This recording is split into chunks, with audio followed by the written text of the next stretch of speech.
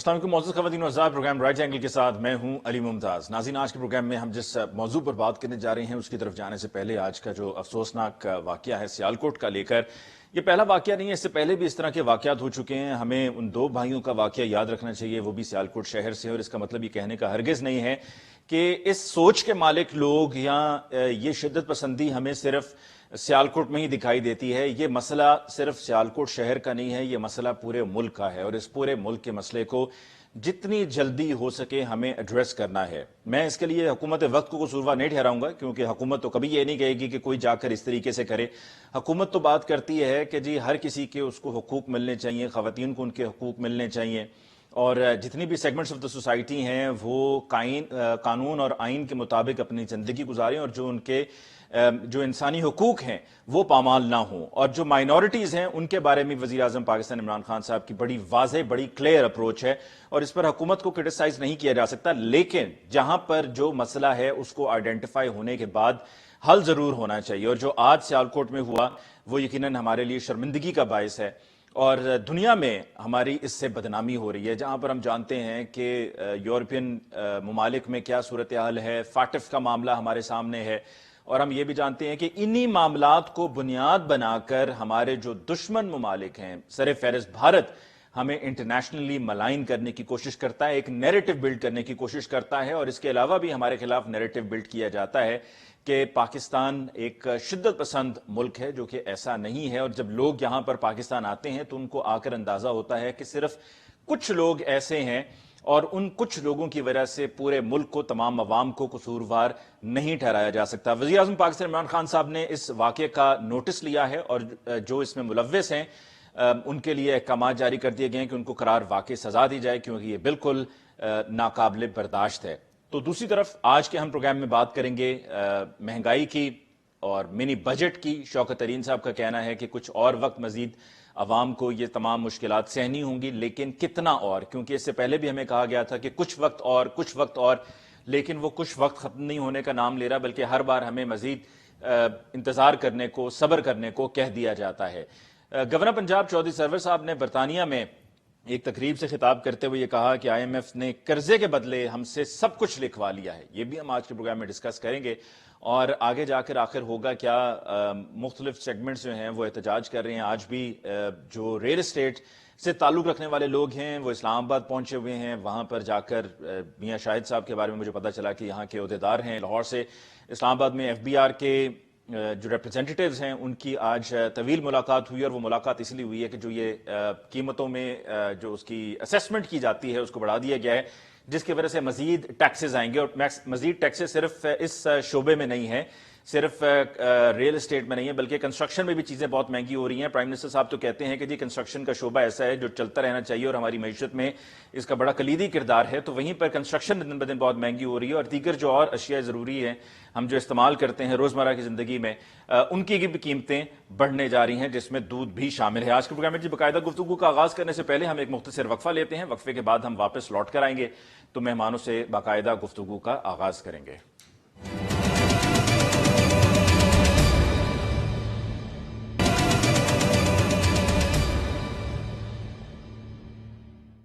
Welcome back after break जी। आज के programme में बाकायदा गुफ्तगू का आगाज़ करते हैं। हमें ज्वाइन किया है पाकिस्तान तहरीक इंसाफ से डॉक्टर रमेश कुमार साहब ने। रमेश कुमार साहब का बहुत बहुत शुक्रिया कि आपने हमें ज्वाइन किया। PMLN से हमें ज्वाइन किया है सेनेटर गौस खान न्याई साहब ने। गौस खान न्याई साहब आपके बहुत बहुत शुक्रिया for joining us in the show tonight. और पाकिस्तान पीपल्स पार्टी से हमें ज्वाइन किया है सेनेटर ताज हैदर साहब ने। ताज हैदर साहब आपको बहुत बहुत शुक्रिया। सबसे पहले रमेश कुमार साहब आपसे गुफ्तगू का आगाज़ करते हैं। प्रोग्राम के आगाज़ में मैंने मुख्तसरन सियालकोट वाक़े की तफसील बताई और उसकी मजम्मत भी यकीनन की। प्राइम मिनिस्टर साहब ने भी उसकी मजम्मत की है, और मैंने साथ में ये भी कहा कि आप हुकूमत वक्त को उसके लिए कसूरवार नहीं ठहरा सकते, लेकिन ये कि इस तरह के मामलात का आइडेंटिफाई हो जाने के बाद उस पर कुछ ना कुछ एक्शन ज़रूर होना चाहिए, ताकि इस तरह की एक्टिविटीज़, इस तरह के मामलात, इस तरह के लोगों का, इस तरह की जो सोच रखने वाले लोग हैं उनको सॉर्ट आउट किया जाए, वरना हमारी इंटरनेशनली बदनामी होगी। क्या कहेंगे आप?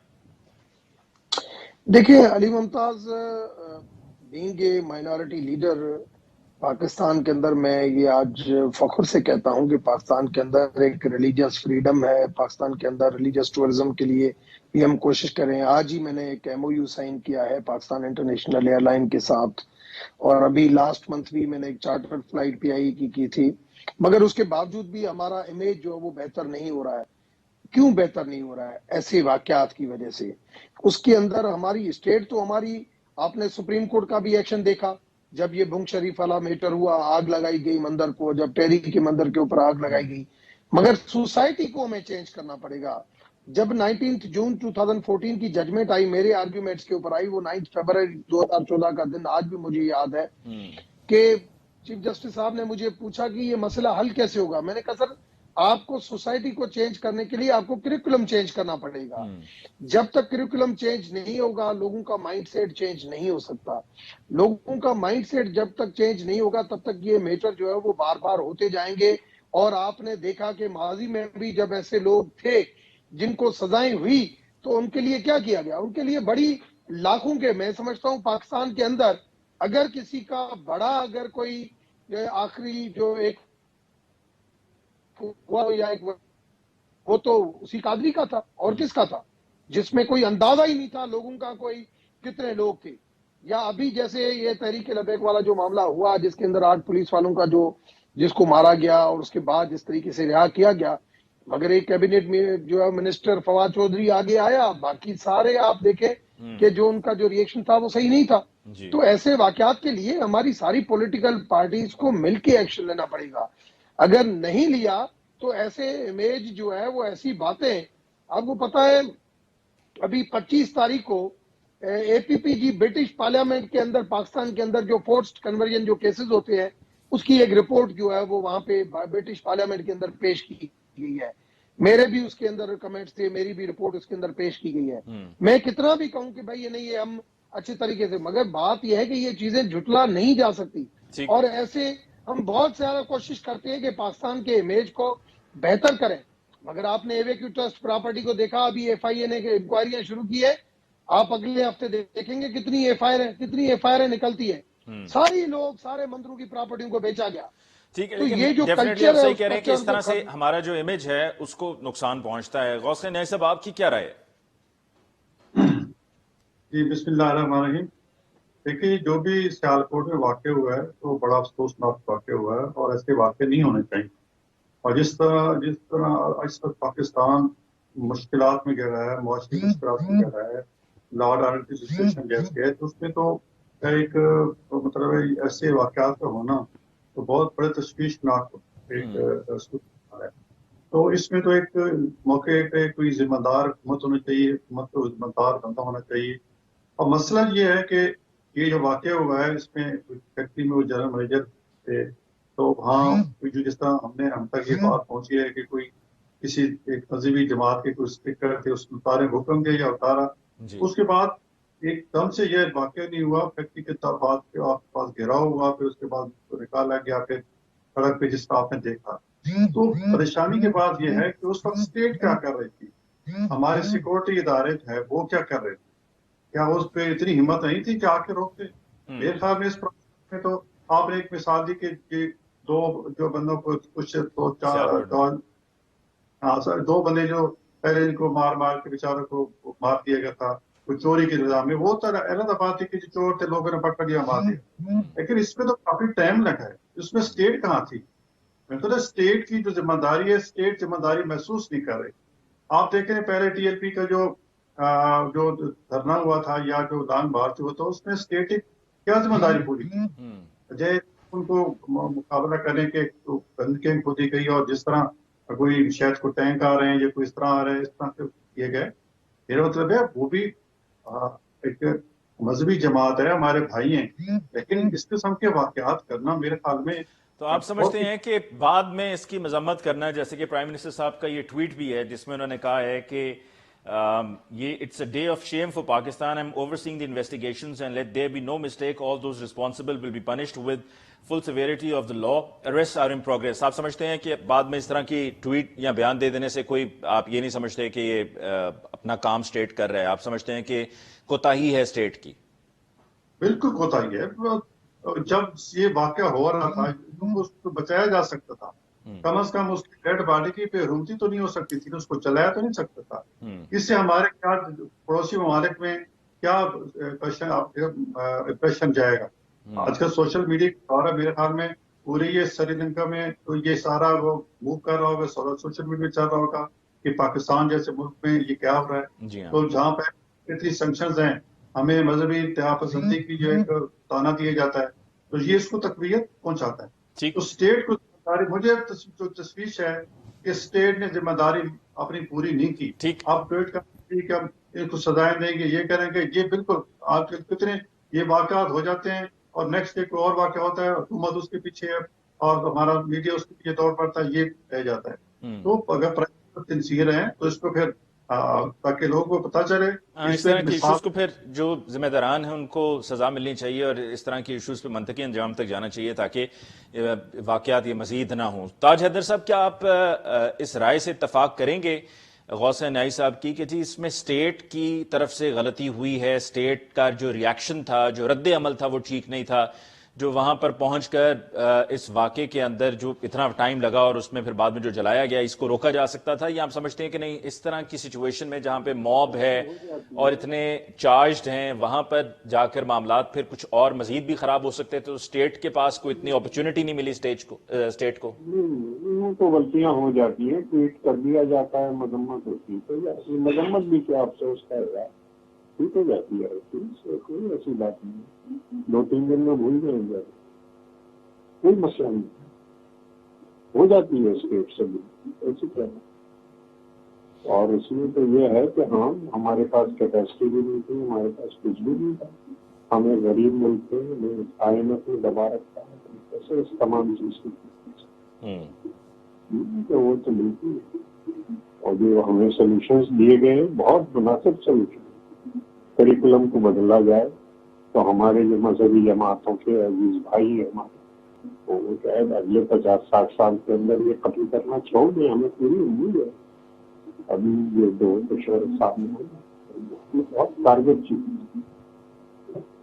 سو آپ کی نظر میں کریکولم تبدیل کر دیں جی، اور تو یہ ہمارے جو مذہبی جماعتوں کے ہمارے عزیز بھائی جو ہیں تو اگلے 50-60 سال کے اندر قتل کرنا چھوڑ دیں. جب تک قتل کو برداشت کیا جائے اسٹیٹ کی ملک ہو جاتی ہے، اور پہلے سے مذمتی بیان تیار کر کے رکھی ہو جائے تو واقعہ جیسے ہی ہو تو 5 منٹ کے اندر مذمتی بیان ہو. لیکن یہ اس کے لیے مینجمنٹ کی ضرورت ہے کہ پرائم منسٹر کا آفس جو ہے اسے بہتر کام کرنا پڑے گا.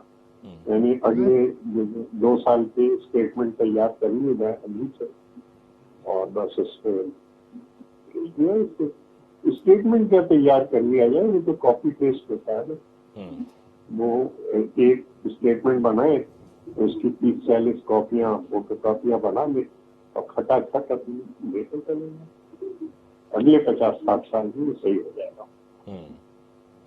تو تاج حیدر صاحب، کیپیسٹی بلڈنگ پر تو پھر لگتا ہے کہ جیسا کہ خواب ہی ہے یہ کہ کیپیسٹی بلڈنگ کی ہم سمجھتے ہیں، ہم اعتراف کرتے ہیں کہ کیپیسٹی بلڈنگ ہونی چاہیے لیکن ہوتی نہیں. کیپیسٹی بلڈنگ کیا ہے؟ ایک بیان آپ ٹائپ کر لیں، اس کی فوٹو کاپیاں 30 نکلوا لیں، اور 1.5 روپے کی فوٹو کاپی ہو جاتی ہے، 45 روپے کا خرچہ ہے، مسئلہ حل ہو جائے. نہیں کر سکتے تو مجھے میرے آفس بھیج دیں، میں اپنی فوٹو کاپی کرا کے میں 45 روپے لوں گا، مسئلہ حل ہو جاتا ہے. جو مہمان ہمارے گھر میں آتے ہیں تو ان کو ایک 40-50 سال مزید قتل ہونے میں کیا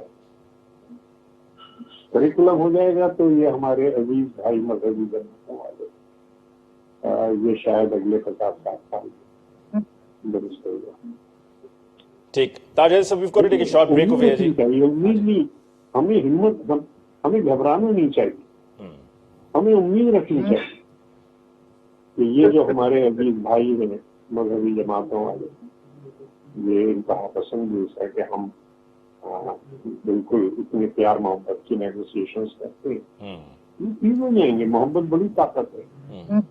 60-70 سال اتنا لمبا عرصہ نہیں ہوتا قوموں کی زندگی.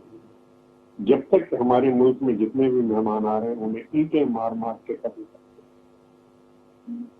उनकी लाशें जलाए, लेकिन ठीक हो जाएगा, ऐसी क्या। ठीक। और फोटो कापियां मैं बनवा देता हूँ, मेरे दफ्तर में बल्कि फोटो कॉपियर है। ठीक है, ताज हैदर साहब, एक वक्फा लेते हैं। जो आपने भी कहा इस पर मैं चाहूंगा कि रमेश कुमार साहब अपनी राय दें, क्योंकि रमेश कुमार साहब ने इस नुक्ते पर नहीं आए कि जो कैपेसिटी बिल्डिंग का मामला है और फिर यही कि मजम्मती बयान आ गया, ये काफ़ी नहीं है, और फिर ये कि वहाँ पर पहुँचकर जो ख़ास तौर पर पुलिस है, इंतज़ामिया है, उनको फौरी तौर पर एक्शन में आना चाहिए था और इस मामले को वहाँ पर रोकना चाहिए था। इस पर बात होगी एक ब्रेक के बाद।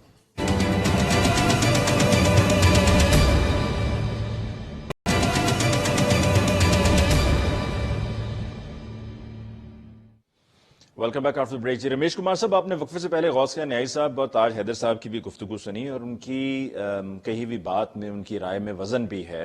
एंड उनका ये कहना दुरुस्त है कि अगर ये स्टेट कह दे और उस पर ट्वीट्स वगैरह हो जाएं तो वो नाकाफ़ी है कि जी ट्वीट्स कर दी और मजम्मत कर दी। जैसे कि ताज हैदर साहब कह रहे थे कि जी पहले से तैयार रखा हुआ है कि इस तरह की कोई बात होगी तो मजम्मती बयान आ जाएगा। ये पहला वाकया नहीं है, वो केपीके का वाकया हमें सबको बहुत अच्छी तरह से याद है, स्टूडेंट का, जिसके साथ यूनिवर्सिटी में भी कुछ ऐसा ही हुआ। फिर उसके अलावा एक बैंक मैनेजर को कत्ल कर दिया गया सिक्योरिटी गार्ड की तरफ से, और बाद में साबित भी हो गया कि वो गलत था और जो सिक्योरिटी गार्ड ने किया था, उसने जो वजह बयान की थी वो एक बेबुनियाद इल्जाम था। ये साबित हुआ सब, और अब ये वाला वाकया हो गया है जो हमारे लिए यकीनन बदनामी का बाइस भी है। तो स्टेट को कुछ ना कुछ तो फिर करना होगा कि इस तरह के वाकयात को होने से पहले रोका जाए। पुलिस की कैपेसिटी बिल्डिंग है कि पुलिस सिर्फ तमाशा खड़े होकर ना देखे और वहां पर तमाशाई ना बनी रहे, बल्कि एक्शन में इन लोगों को रोके।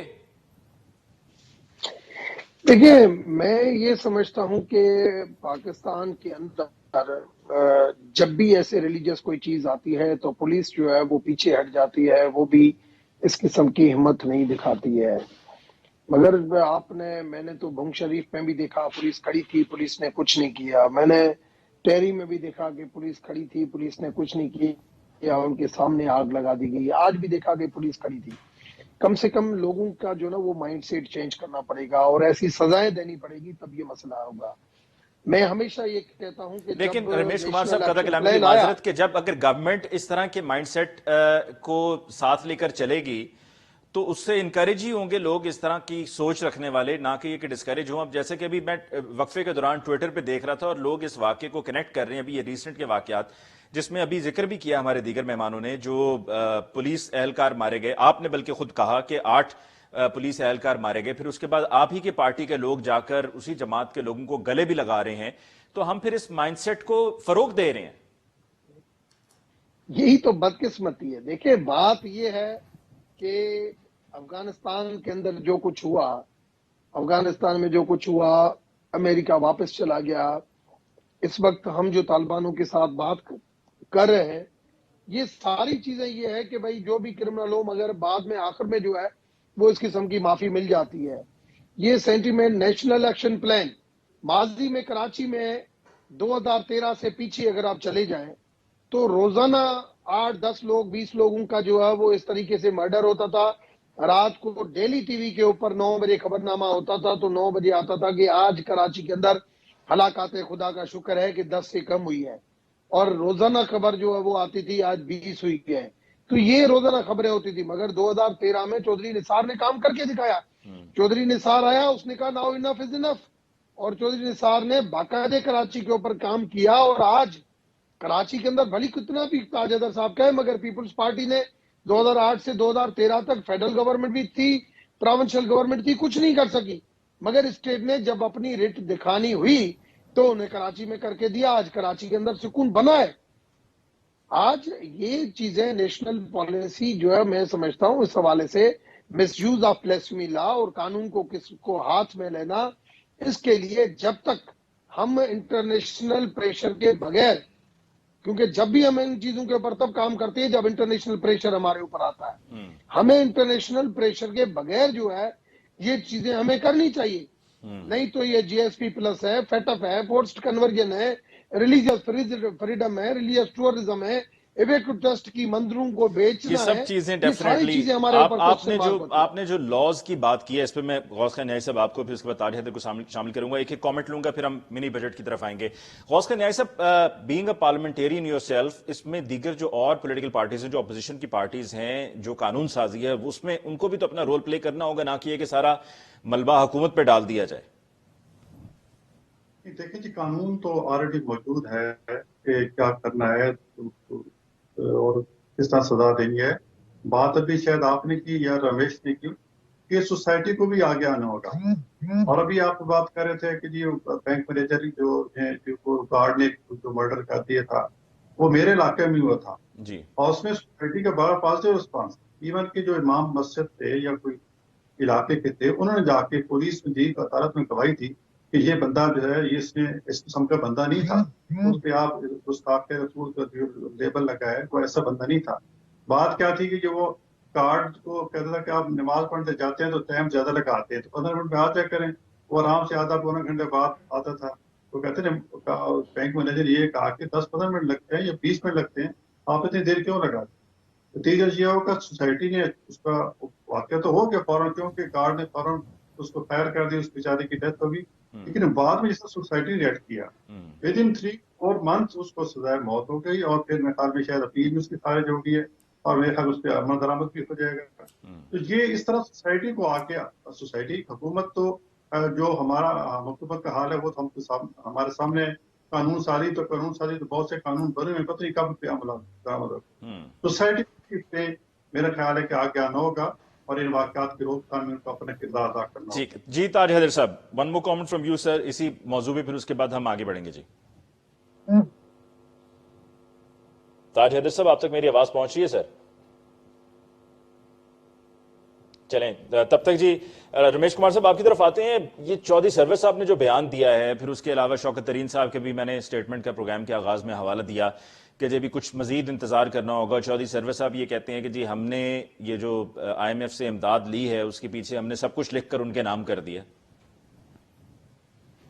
دیکھیں علی ممتاز, میرا موقف شروع سے بھی کلیئر ہے کہ اس ملک کو اگر آگے بڑھنا ہے تو ہماری انٹرنل کمزوری جب تک انٹرنیشنل کمیونٹی کو پتہ ہوگی ہمیں مشکل سے مہنگے سودے کرنے پڑیں گے.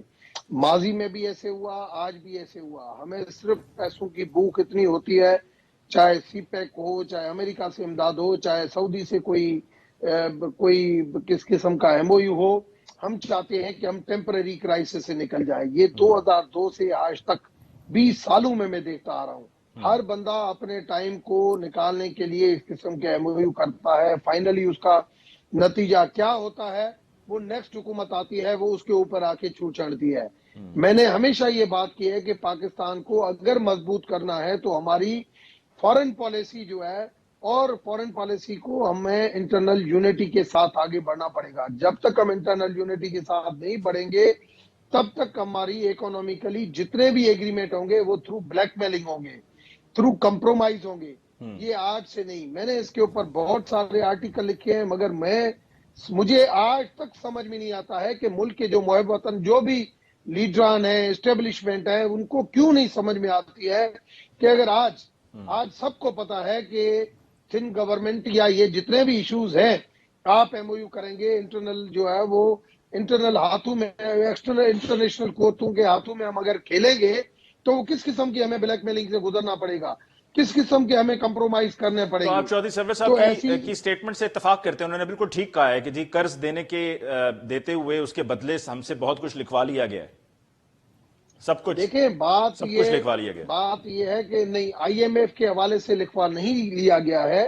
IMF کے ساتھ جو کنڈیشن ہوتی ہے وہ لکھواتے نہیں ہیں چیزیں, وہ ہم سے چیزیں کراتے ہیں کہ آپ یہ چیزیں کریں. وہ پھر بھی ہمارے بھلے کے لیے ہوتی ہے, مشکل فیصلے ہوتے ہیں.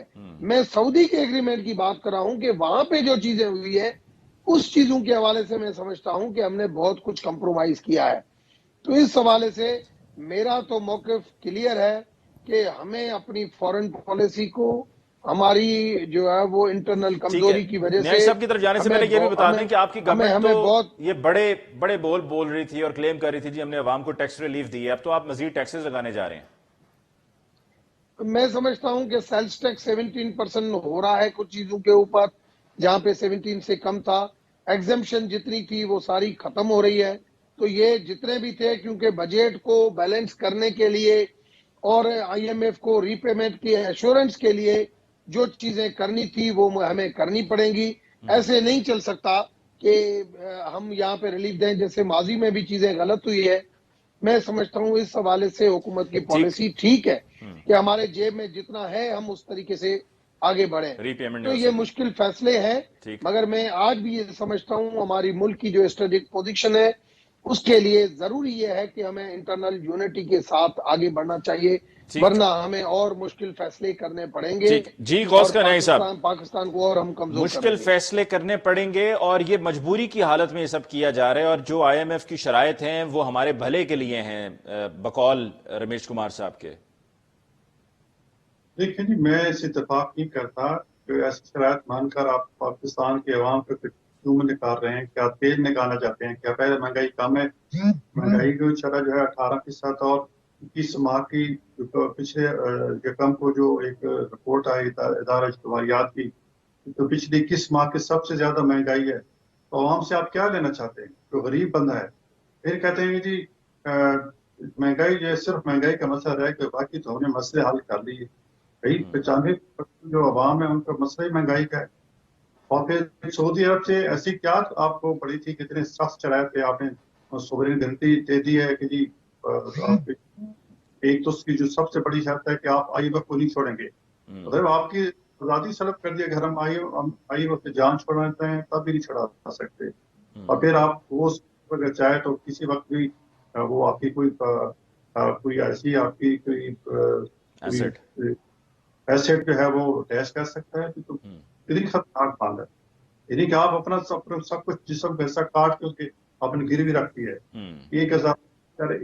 1 ارب ڈالر میں دے دیں ہم ترقیاتی کام شروع کر. لیکن کیا آپ یہ سمجھتے ہیں جو ابھی رمیش کمار صاحب کہہ رہے تھے کہ یہ جو شرائط ہیں یہ ہمارے بھلے کے لیے ہیں؟ یہ جو سعودی عرب کی جو شرائط ہے یہ کوئی بھلے کریں گی. یہ آئی ایم ایف کی شرائط اس لیے کر رہے ہیں تاکہ ریونیو اکٹھا ہو اور ہم کو ترقیاتی کام کر سکیں. کل پہ جب الیکشن ہو تو ہم اس پہ جا سکیں اور شو کر سکیں کہ ہم نے یہ کام کیا ہے. لیکن عوام اتنے نہیں ہے، عوام تو اتنے مایوس ہو چکے ہیں. اور میرے خیال میں دشمن کی ہمارے میں مخالفین ہیں جو ہمارے بارڈر پہ ہیں یا بہت سر بیٹر ہیں، سب سے بڑی جو چیز وہ ہمارے عوام کو جو تکلیف پہنچ رہی وہ کہ مایوس ہیں. وہ اپنے فیوچر کے متعلق مایوس ہیں کہ ہمارے بچوں کا کیا بنے گا، ہمارا کیا بنے گا. اور یہی مایوسی کی بات ہے وہ دشمن کی چال کامیاب ہونے جا رہی ہے. اور آئی ایم ایف اپنے وہ ایک انٹرنیشنل پالیسی کے تحت وہ آپ کو پابندیاں لگا رہا ہے. وہ پاکستان کا خیر خواہ نہیں ہے. وہ نہیں چاہتا کہ پاکستان میں کوئی ترقی جو ہماری خیر خواہی کے لیے کر رہا ہے. وہ تو اس لیے کر رہا ہے کہ جی میرا جو قرض ہے وہ ری پیمنٹ ہو جائے. ٹھیک ہے، میں تاج حیدر صاحب کی طرف جاؤں گا. جی پروگرام کو کلوز بھی ہمیں کرنا ہے، وقت بہت کم رہ گیا ہے. تاج حیدر صاحب، تسلیوں کا سلسلہ جاری ہے، تسلیوں پہ تسلیاں ہمیں دیتے چلے جا رہے ہیں. شوکت ترین صاحب بھی تسلیاں دے رہے ہیں، ان سے پہلے بھی جو وزیر خزانہ ہوتے تھے وہ بھی تسلیاں دیتے تھے. یہ کب تک چلے گا؟ نہیں 60-70 سال میں انشاءاللہ. دیکھیے نا، کوئی 1.25 کروڑ لوگ تو چلے گئے ملک سے. باقی جو ہے وہ کوئی خودکشی کرے گا، کوئی کرونا میں مر جائے گا، کوئی اور رمیش سائیں خوش ہو جائے گا کہ ہاں ٹھیک ہے. ادا رمیش سائیں کیا کیسی باتیں کر رہے ہو یار، ایسے نہ کرو. دیکھو یہ ملک ہو گیا ہے کہ یہاں مہمانوں کو پتھر مار مار کے ختم کیا جا رہا ہے. بھائی میں بالکل بتا رہا ہوں رمیش بھائی، میرا دین ایسا نہیں ہے. سورہ اسراء پڑھ لینا پھر سے. والدین کا خیال کرو، قرابت داروں کا خیال کرو، اور جو مسافر ہے جو کہیں سے آیا ہے اور چلا جائے گا اس کا خیال کرو. رمیش بھائی ایسے نہ کرو، ایسے نہ کرو. جیسے تم پاکستانی ہو ایسے میں بھی پاکستانی ہوں. خدا کی قسم تمہاری طرف کوئی ہاتھ بڑا جان پہ کھیل جاؤں گا. یہ جو ہے نا کہ ٹھیک ہو جائے گا، اور میں اس سے ڈو اور ڈائی کا پوائنٹ ہے. اس وقت جو وطن سے پیار کرتا ہے، وطن کے عوام سے پیار کرتا ہے، اس کو کھڑا ہونا ہے، اس کو کھل کے کہنا ہے. بالکل اس جو خوف کی دیوار ہے اس سے باہر آؤ، کھل کے بات کرو. بالکل صحیح. تاج حیدر صاحب، ڈو اور ڈائی سچویشن ہے، ڈیفینیٹلی اٹ از. اور خاص طور پہ جو ہماری سوسائٹی میں جو ابھی یہ سیالکوٹ کا واقعہ اگر اس کو بھی ہم مد نظر رکھیں تو ڈیفینیٹلی یہ آپ کی کئی بات بالکل درست ہے. جی رمیش کمار صاحب کا بھی ہم شکریہ ادا کرتے ہیں. جی آج کے پروگرام میں ہمیں جوائن کیا. تاج حیدر صاحب آپ کو بہت بہت شکریہ، اور غوث کنائی صاحب آپ کو بہت بہت شکریہ. ناظرین اس کے ساتھ ہی آج کے پروگرام کا وقت ختم ہوا چاہتا ہے. مجھے علی ممتاز کو دیجیے اجازت. اللہ نگہبان.